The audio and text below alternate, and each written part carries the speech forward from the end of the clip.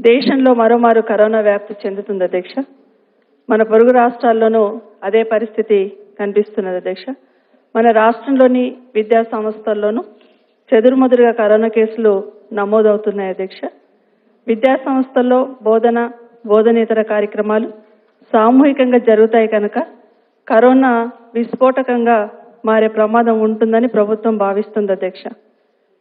ఇప్పటికే ఉత్తరప్రదేశ్, మధ్యప్రదేశ్, మహారాష్ట్ర, పంజాబ్, తమిళనాడు, గుజరాత్, ఛత్తీస్గఢ్ తదితర రాష్ట్రాల ప్రభుత్వాలు విద్యా సంస్థలు మూసివేశాయి అధ్యక్ష.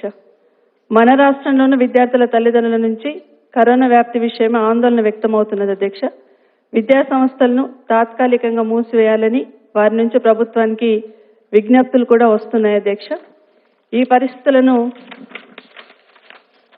సంపూర్ణంగా సమీక్షించిన మీదట విద్యార్థులు, ఉపాధ్యాయుల ఆరోగ్యాన్ని దృష్టిలో పెట్టుకొని తల్లిదండ్రుల విజ్ఞప్తుల మేరకు రాష్ట్రంలో కరోనా వ్యాప్తిని అరికట్టడం కోసం ముందు జాగ్రత్త చర్యగా రాష్ట్ర వ్యాప్తంగా ఉన్న విద్యా సంస్థలన్నింటినీ రేపటి నుండి తాత్కాలికంగా మూసివేయాలని ప్రభుత్వం నిర్ణయం తీసుకున్నది అధ్యక్ష.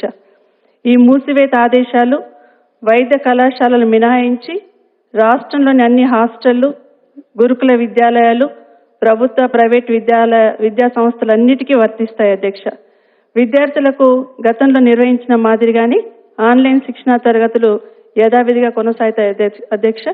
రాష్ట్ర ప్రజానీకం అందరూ ప్రభుత్వం కరోనా కట్టడి కోసం తీసుకుంటున్న చర్యలకు సహకరించాలని, విధిగా మాస్కులు ధరించాలని, భౌతిక దూరం పాటించాలని, శానిటైజేషన్ తదితర జాగ్రత్తలు తప్పనిసరిగా తీసుకోవాలని విజ్ఞప్తి చేస్తున్నాను అధ్యక్ష.